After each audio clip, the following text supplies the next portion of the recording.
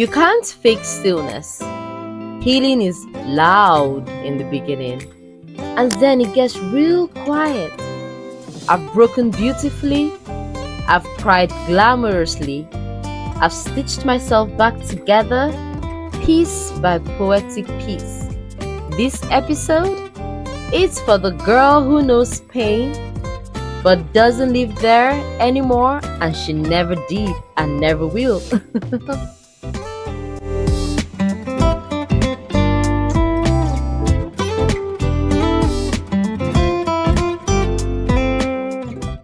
Hey love, welcome back to my birthday series, Becoming 35 from Grown.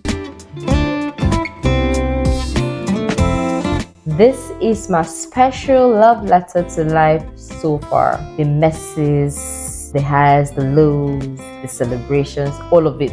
Everything all in one, yeah. And today's topic is on me being the girl who was broken and is healing and growing through it. Let me tell you something. There were days where I cried in the bathroom. There were days where I cried no one heard, which I'm sure some of you can relate to. There were times where I made mistakes out of pain because I couldn't see past the pain. You know, there were days where I thought, yeah, this is it, it's over. But grace saw me through. And something I've come to realize through that is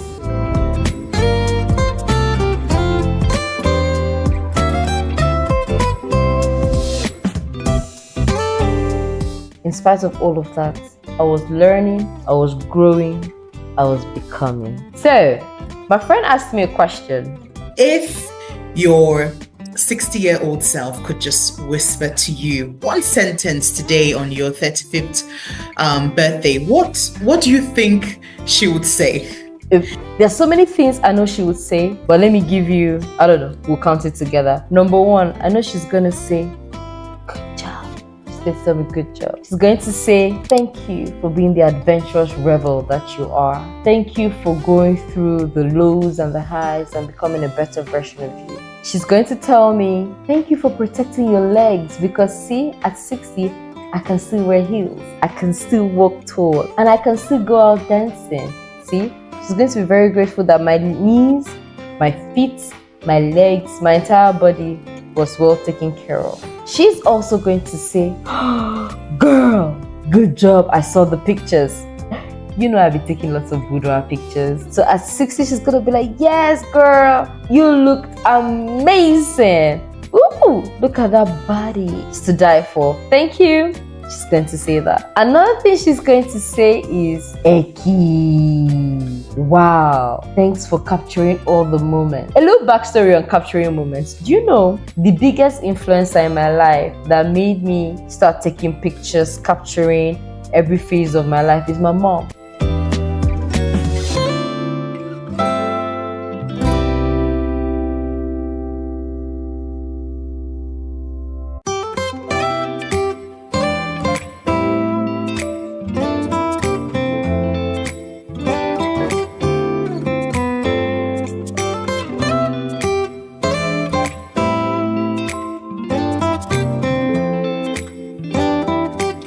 I remember before I went into secondary school, my mom showed me her albums from when she was in secondary school, university. She has stories to tell. I remember looking and saying, God, Mom, you're so beautiful. You captured moments, her playing football, her playing football with boys, her in the military, everything. I was like, yeah. So when I got into secondary school, if you know anyone who went to secondary school with me, they will tell you, I took pictures. In university, I took pictures. Obviously, I don't look as I look now. That's a picture. Like, I went to a military school, so we had our hair shaved. We were tough, it was different, but it was enjoyable, So yeah,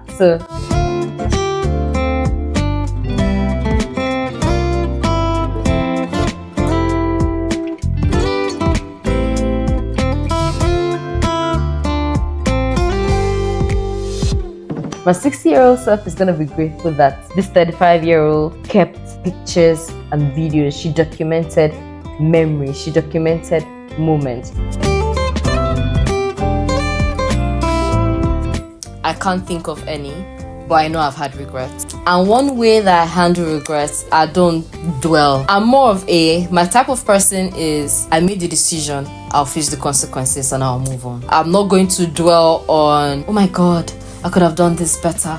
Oh my God, what if? No, because it's just wasting my time. I would rather take the lessons for whatever setback that was and move on in life. Plus, dwelling on regrets is very expensive. It's expensive for my emotional health. It's expensive for my physical health. You guys can see me, I'm petite.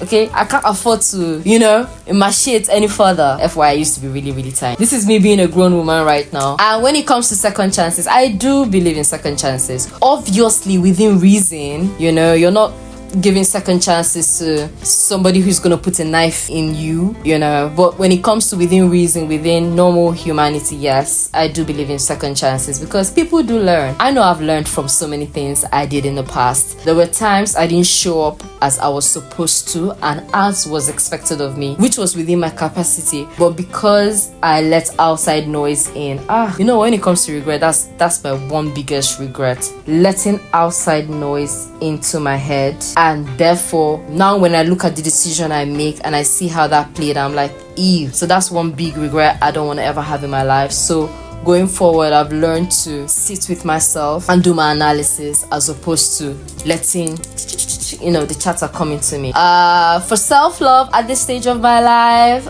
and self-acceptance, for me, it's how do I express myself? My boundaries. Are you breaking it? Am I allowing you break it? Do I like what I look like? Am I enjoying my body as it is? Am I doing things that make me happy? And that's all. That's what I'm about.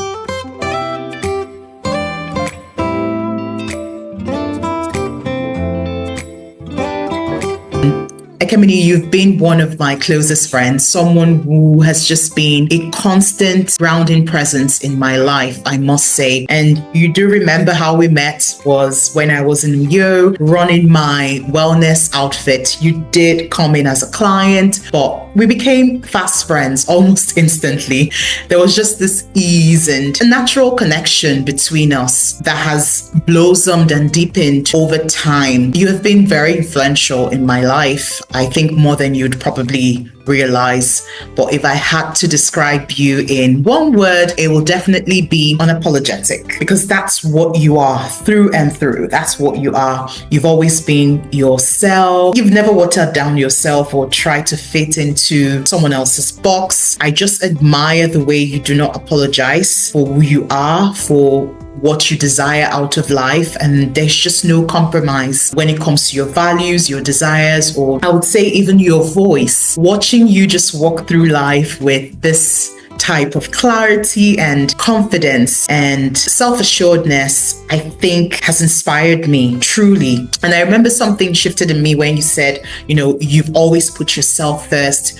You don't dance to anybody's music. That just struck a chord. And I don't know, you might not even remember this conversation. Why I just kept thinking, I can't keep shrinking or bending just to make other people comfortable. And since that day, honestly, I can say I can see such a huge change in my life, the way I carry myself at work, with my peers, with friends, in relationships, even romantic relationships as well. And that's, testament to the type of advice that you give and the type of person that you are, really. And some of the lessons I've learned so far is, number one, not every loss is for you to grieve over. Not every loss is a failure. No. Another thing to note is, whatever you ignore, whatever emotions you ignore, and I'm talking even those ugly ones that you are afraid to admit out, if you ignore them, they would come pouring out in ways you would wish it never did.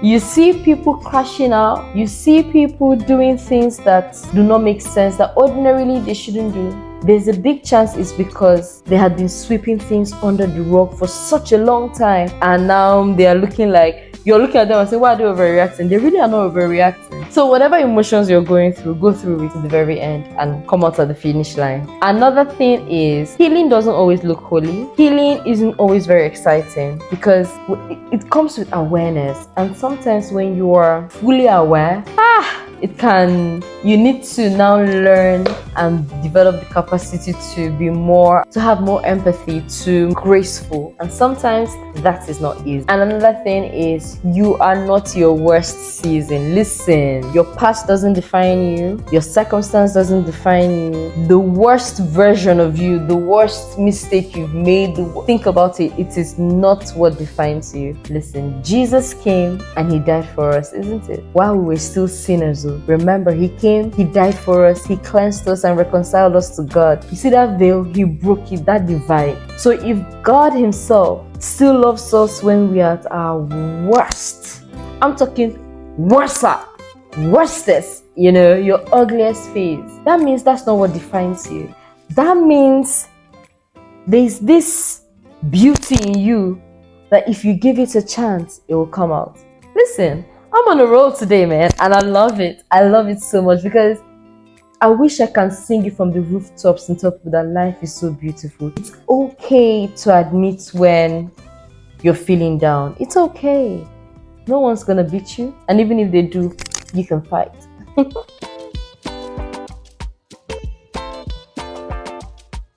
This one I wrote it down. I said, it's not the devil, it's the consequences of your actions. I'm going to leave you with that for today. You see, healing is a continuous journey. It is loud, it is pretty. With all the mess, the lack of understanding that sometimes come from healing, the rage that sometimes come from healing. Yeah, all of that is the magic. It's a beautiful, pretty mess. And I love it. Okay.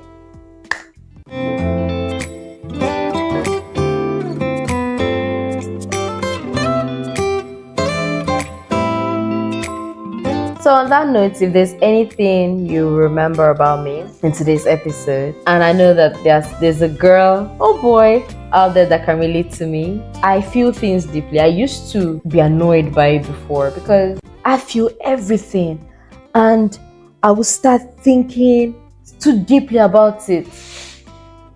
But now I don't hate it anymore. Hell no. Yes, I feel too deeply. Yes, I'm sensitive. Yes, I am. That's my superpower. Yeah, it's my superpower. And I've learned how to navigate with it. I've learned how to use it to my advantage. So on that note, I'm gonna say mwah. Thank you so much for watching this episode. Thank you for sticking around, and remember to do all the beautiful things like subscribe, comment, share, and see you in the next episode, guys. Mwah. Bye.